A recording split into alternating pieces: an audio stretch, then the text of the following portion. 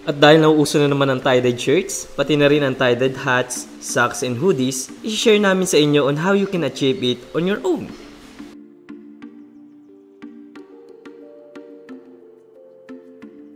Hello mga kahagod! May matututunan naman tayo for today's video. Dahil, i-share namin sa inyo on how we did this, and this. Gamit ang pigment at new tool ko, tie-dye solution. Kaya tara, simulan na natin mag-tie-dye. Step 1. Ihanda ang mga materyales na kakailanganin. Ang mga materyales na kakailanganin ay t-shirt, rubber bands, squeeze bottles, grill, basin o palanggana, weighing scale, pigment, at ang ating new Tulco tie-dye solution. Mabibili mo to sa halagang 130 pesos. Pwede nyo rin bilhin ang aming squeeze bottle for 18 pesos. Step 2. Itimpla ang tie-dye solution at ang pigment. In this video, we use 1% pigment. Magsimula sa maliit na percent ng pigment at dagdagan lamang hanggang sa ma-achieve mo ang shade ng kulay na gusto mo. Ihalo ng mabuti ang ating mixture at ilagay ito sa squeeze bottle. Step 3. Ihanda ang shirt na ita-tie-dye. Basahin ang fabric na ita-tie-dye. I-fold ito sa inyong desired pattern.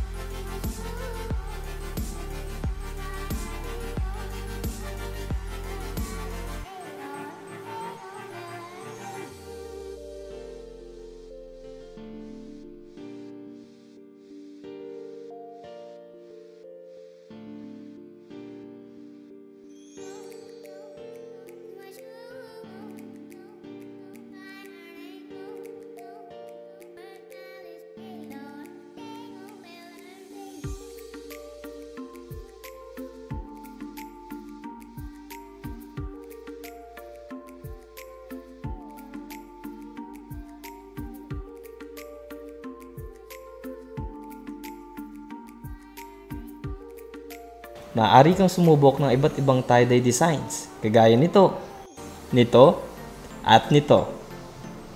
Step 4. I-apply ang tie-dye. Ihanda ang palanggana at ang grill na gagamitin. Ipatong ang shirt sa grill at magsimula na tayong mag-tie-dye.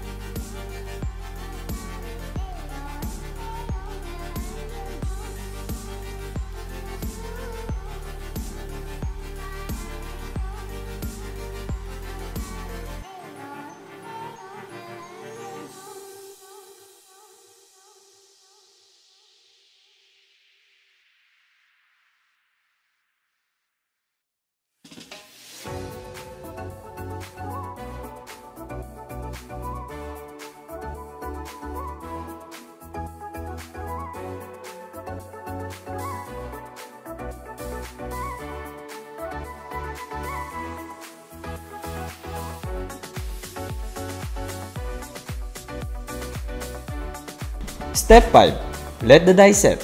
Hayaan lamang ang shirt na i-absorb ang dye for 8 hours. The best shirt for tie-dyeing are 100% cotton dahil mas na-absorb ng cotton ang dye compared sa ibang types of fabrics. Step 6. After 8 hours, tanggalin ang mga rubber bands na nakatali sa fabric at i-cure ito upang mag-settle ang dye sa fabric. Kung wala kayong heat press, maaari kayong gumamit ng plancha. Just set it to 4 at i-plancha without moving. Kung conveyor oven naman ang gamit nyo, iset ito into 120 degrees Celsius and cure for 3 minutes. Step 7. Washing. After curing, balawan ng shirt upang matanggal ang excess na dye. Matapos itong i-wash, ihang ito at patuyuin. Voila! Tapos na! Wow! Ang ganda! Astig! Dito na nagtatapos ang aming video. Sana'y nakatulong ang video na ito at nagkaroon kayo ng sapat na kaalaman. At kung may mga katanungan kayo, i-reach out lang kami sa aming social media account.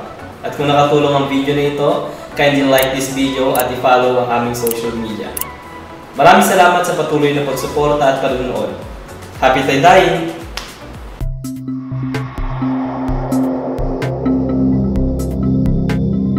Tulku.